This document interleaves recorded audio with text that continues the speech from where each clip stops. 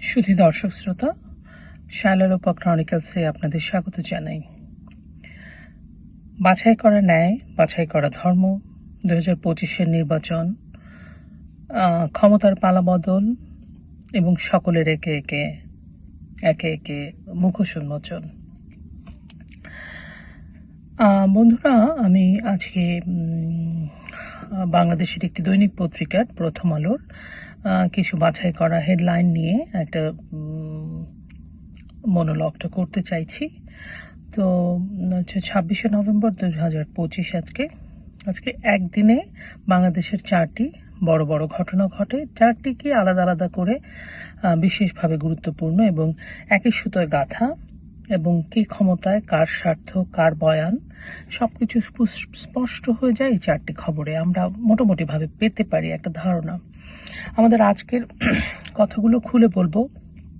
তার মধ্যে যে 4টি খবর আমি তুলে ধরেছি, বেছে নিয়েছি, সেইগুলো হচ্ছে: বাম জোটের আইসিটি ধারা বাতিলের দাবি, বিএনপি প্রার্থীর বিরুদ্ধে ধর্ম অবমাননার মামলা, শেখ হাসিনা পরিবারের 832 ভরি সোনা পাওয়া এবং এনসিপির নতুন শাপলাকলি প্রতীক শাপলাকলি প্রকাশ। এগুলো আসলে কি? এগুলো আসলে কি বলছে? চলুন আমরা আলোচনা করি। বন্ধুরা, একটি গুরুত্বপূর্ণ প্রশ্ন: এই নতুন দল এনসিপি রাষ্ট্র ব্যবস্থা এবং সংবিধানের ধর্মনিরপেক্ষতা নিয়ে আসলে কি ভাবছে? আচ্ছা, ঠিক আছে, এই প্রশ্নটা আমি আপনাদের কাছে রেখে গেলাম, উত্তর খোঁজার চেষ্টা করব। তার আগে, বাম জোটের দাবি এবং অভিযুক্ত হলেই যে নির্বাচন করতে পারবে না, সেটা বাতিল করো, সেইটা তারা আর মানতে চাইছে না, এবং ঢাকার আগারগাঁয়ে নির্বাচন ভবনের সামনে বাম গণতান্ত্রিক জোটের বিক্ষোভ করছে। তাদের দাবি, আন্তর্জাতিক অপরাধ ট্রাইব্যুনালে কেউ শুধু অভিযুক্ত হলেই যে প্রার্থী হওয়ার অযোগ্য হয়ে যায়, এ ধারা অগণতান্ত্রিক, তাই বাতিল করতে হবে। এখন প্রশ্ন, এই মুহূর্তে নির্বাচনকে সামনে রেখে ঠিক কোন শক্তিকে সুবিধা দিতে এই ধারাটা করা হয়েছিল, এবং বাম গণতান্ত্রিক শক্তি কেন এই ধারাটা বাতিল চাইছে? অভিযুক্ত হওয়া আর দোষী হওয়া কি এক নয় তো আসলে। কিন্তু আইসিটির মামলা তো সাধারণ মামলা নয়, সেখানে অনেক কিছু আছে: ইতিহাস, যুদ্ধাপরাধ, মানবতার বিরুদ্ধে অপরাধ, যে অপরাধে বাংলাদেশের রাষ্ট্রের জন্ম, সে অপরাধের সাথে যারা জড়িত, সেই অপরাধের মামলা। এখানে এই আইসিটি মামলাটা, আদালতটা নিয়ে ভীষণ বিতর্ক তৈরি করছে এই গভর্নমেন্ট। বাম গণতান্ত্রিক জোট চাইছে এরকম উদ্ভট যে নীতির দিকে তারা যাচ্ছে, সেটা বাতিল করতে হবে। বিএনপির নারী প্রার্থীর বিরুদ্ধে ধর্ম অবমাননার মামলা করা হয়েছে।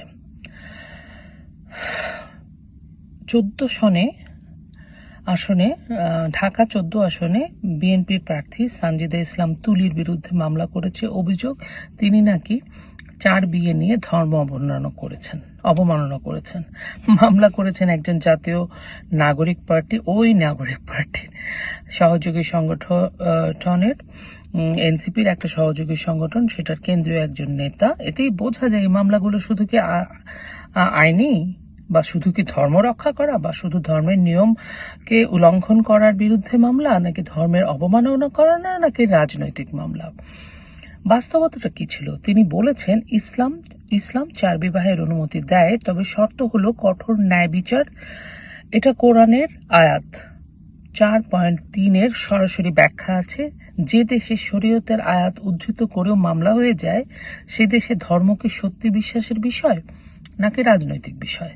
একজন নারী প্রার্থী অধিকার নিয়ে কথা বললেন, রাজনৈতিক প্রতিপক্ষ সেটাকে তার বিরুদ্ধে ধর্ম অবমাননার অভিযোগে মামলা করে দিল। এবং বিএনপি, এনসিপি, জামাত, এরা সবাই ডক্টর ইউনূসের সাথেই আছেন। তো এটা কি 2025-এর নতুন রাজনৈতিক একটা ধারা বোঝা যাচ্ছে না, যেটা আমরা গত 17টা মাস যাবৎ বলে আসছি? আচ্ছা, এবারে আরেকটা খবরের দিকে যাই। প্রথমে গতকালকে আমরা শুনলাম শেখ হাসিনার লকারে 832 ভরি সোনা পাওয়া গেছে। সেই খবরটা ছিল শেখ হাসিনার সোনা পাওয়া গেছে, শেখ হাসিনার লকারে শেখ হাসিনার সোনা, স্বর্ণালঙ্কার পাওয়া গেছে। কিন্তু আজকে দেখলাম আর একটু বিস্তৃত বলি, অগ্রণী ব্যাংকের দুটি লকার থেকে মোট 832 ভরি সোনা উদ্ধার করা হয়েছে, যেটা প্রথমে শেখ হাসিনার একক দাবি করেছিল তারা। এখন বলছে দুদক এসব সোনা তার একার নয়, তার পরিবারের সদস্যেরও। এদিকে একটা খবর চাউর হয়েছে, যেটা আমরা দেখেছি, শেখ হাসিনা বলেছেন ওই সোনার মালিক আমি নই। তারপরে ওরা যখন বলছে সোনার মালিক আমি, তাহলে আমি বলছি ওই সোনাগুলা করাইল বস্তিতে যে ভয়াবহ অগ্নিকাণ্ড হয়েছে, সেই অগ্নিকাণ্ডে কাজে লাগানো হোক। এখন কথা হচ্ছে ওগুলোকে আদৌ আদৌ সোনা? আর শেখ হাসিনা যে এরকম একটা কথা বলে দিলেন, ব্রহ্মাস্ত্র ছেড়ে দিলেন, এখন কি করবেন আপনারা? প্রথমে বললেন শেখ হাসিনা নিজস্ব একার, তারপরে বললেন তার পরিবারের, এখন এগুলা অনেকে বলছে সোনাগুলাকে আদৌ সোনা নাকি? হঠাৎ করে 17 মাস পরে ওনার ইয়ের থেকে সোনা কোথা থেকে বেরোলো? এখন শেখ হাসিনা আবার যেটা মূল কথা বললেন, যেটা শেখ হাসিনার আসলে উনি এরকমই, এবং শেখ হাসিনার এই 838 ভরি 32 ভরি সোনা, এটা আসলে কতটা বিশ্বাসযোগ্য হবে বা ওনারা কতটা বিশ্বাস করাতে পারবেন, এটা ঠিক আমি বুঝতে পারছি না। তবে উনি বলেছেন এই সোনার মালিক উনি না। তারপরেও যদি ওরা বলে থাকে সোনা তাদের, ওরা মানে যারা দুদকদের বলছে, তাহলে এই সোনাটা করাইল বস্তিতে ওই সোনার মূল্যে যা হয় এটা কাজে লাগানো হোক। আরো মজার যেটা প্রশ্ন, এই তথ্য ঠিক এখন কেন প্রকাশ করা হলো? নির্বাচনের আগেই অপারেশনাল টাইমিং এর অর্থটা কি? বাংলাদেশের রাজনৈতিক ইতিহাস প্রমাণ করে, রাষ্ট্রযন্ত্র যাকে লক্ষ্যবস্তু করতে চায় তাকে টার্গেট করতে সময় খুব বেশি হিসাব নিকাশ করে না, এবং যা ইচ্ছা তাই একটা ক্যালকুলেশন করে, তার বিরুদ্ধে লেগে যায়। ঠিক সেম প্র্যাকটিসটা আসলে এই তত্ত্বাবধায়ক সরকারের আমলে দেখছি। এবং যেই কথা আমরা শুনেছিলাম দেশ শুদ্ধ হবে, দেশ আজকে নতুন গণতন্ত্রের রেল লাইনে যাবে, কোনো কিছুতে যাচ্ছে না। উপরন্তু দেশের যতটুকুন গণতন্ত্রের প্র্যাকটিস ছিল সেটাও আমরা অ্যাটলিস্ট রাস্তায় দাঁড়িয়ে বলতে পারতাম গণতন্ত্র চাই, এখন সেই কথাটাও আর বলা যায় না। এই হচ্ছে বাংলাদেশের অবস্থা। এবারে আসি নতুন একটা রাজনৈতিক দল নিয়ে খুব উথাল পুথাল হচ্ছে, সেটা হতে এনসিপি। আজকে দেখলাম প্রথম আলোতে সহ অন্যান্য দৈনিকগুলোতে ছাপিয়েছে, এনসিপির নতুন প্রতীক শাপলা কলি, সেটার কলির একটা ছবি দিয়েছে। খুবই ভালো কথা, একই দিনে এনসিপি দলের প্রতীক পেল শাপলা কলি। ইসি ওয়েবসাইটেও সেটি প্রকাশ হয়ে গেল। এনসিপি দাবি করে তারা নতুন প্রজন্মের দল, তারা নতুন রাজনীতি করবে, তরুণদের নেতৃত্বে আনবে। খুবই ভালো কথা। কিন্তু এই দিনটির ঘটনাগুলো মিলিয়ে দেখি, এই দলের আরেক নেতা সহযোগী সংগঠনে বিএনপি প্রার্থীর বিরুদ্ধে ধর্ম অপমাননার মামলা করেছে। একদিকে তরুণদের দল বলছে, অন্যদিকে ধমক মামলা, আইনি ভয় দেখিয়ে মত প্রকাশের দমন পীড়ন করছে। তাহলে প্রশ্ন, এনসিপি কি সত্যি তরুণ দলের নেতা, নাকি পুরনো রাজনীতিতে নতুন পোশাকে পুরনো রাজনীতির খেলা বা প্র্যাকটিস করছে? রাষ্ট্র ব্যবস্থা, ধর্মনিরপেক্ষতা এবং এনসিপির দ্বৈত অবস্থান। এনসিপি কিন্তু তাদের প্রতীক, তারা কিভাবে নির্বাচন করবে, তাদের প্রচারণা, এগুলো নিয়ে ব্যস্ত। কিন্তু তারা যে ক্ষমতায় গেলে রাষ্ট্রটাকে তারা কিভাবে চালাবে, কিভাবে চালাতে চায়, তরুণদের যে ম্যান্ডেট, সেটা তো কিছুই তারা দিচ্ছে না। তাদের নির্বাচনী ইশতেহার কি হবে সেটা আগেই তাদের জানানো উচিত, কারণ তারা নতুন, তাদের তো গ্রহণযোগ্যতা পেতে হলে তারা বাংলাদেশের মানুষকে কি দিবে সেটা জানাতে হবে না? বাংলাদেশের সংবিধানে 4টি মূলনীতি আছে: জাতীয়তাবাদ, সমাজতন্ত্র, গণতন্ত্র, ধর্মনিরপেক্ষতা। এনসিপি আজ এই রাষ্ট্রের কোন পাশে দাঁড়িয়ে? যদি ধর্মনিরপেক্ষতার পাশে দাঁড়ায়, তাহলে তাদের সহযোগী সংগঠনের নেতা ধর্ম অবমাননার মামলা দিয়ে কোনো রাজনৈতিক প্রতিপক্ষকে রাজনৈতিক আক্রমণ কেন করবে? যদি তারা ধর্মভিত্তিক রাজনীতির পথে হাঁটতে চায়, তবে তরুণ দল হওয়ার দাবি কোথায়? যদি তারা রাষ্ট্র ব্যবস্থার রূপান্তর চায়, তবে সেই রূপান্তরের দর্শনটা কোথায়? সংবিধান নিয়ে তাদের অবস্থান কি? বিচার ব্যবস্থা, নির্বাহী কাঠামো, গণমাধ্যমের স্বাধীনতা, এ বিষয়ে তাদের নীতি কোথায়? সির্ফ প্রতীক পাওয়া আর মামলা করে দিয়ে রাষ্ট্রের গড়ে নেওয়া যায় না। রাষ্ট্র গড়তে হয় দর্শন দিয়ে।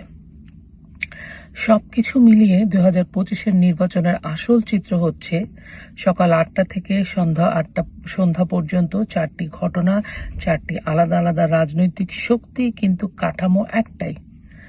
বাম জোট নির্বাচনের এই আইন ধারাটা পরিবর্তন চায়, খুবই পজিটিভ। এনসিপি ধর্মকে মামলার অস্ত্র বানাতে চায়। দুদক হাসিনা পরিবারের সোনা প্রকাশ করতে চায়, সেটা মিথ্যা না সত্য সেটা নিয়ে দ্বিধাদ্বন্দ্ব দেখা দিয়েছে।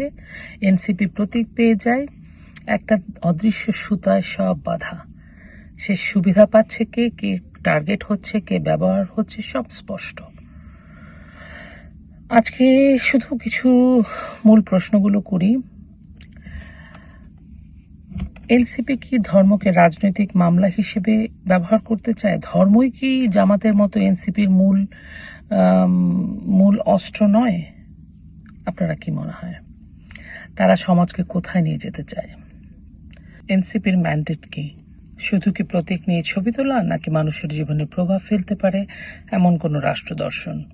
কারণ তরুণ দলের দল বলা সহজ, তরুণ প্রজন্মের মূল্যবোধ বহন করা কঠিন। আর রাষ্ট্র গঠনের দর্শন না থাকলে রাজনীতি থাকে শুধু ক্ষমতার খেলা।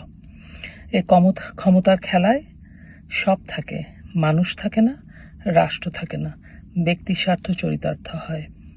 অর্থাৎ আমরা ধরেই নিব আসলে এনসিপির এখনো পর্যন্ত কোনো রাজনৈতিক ম্যান্ডেট আছে বলে আমরা মনে করছি না।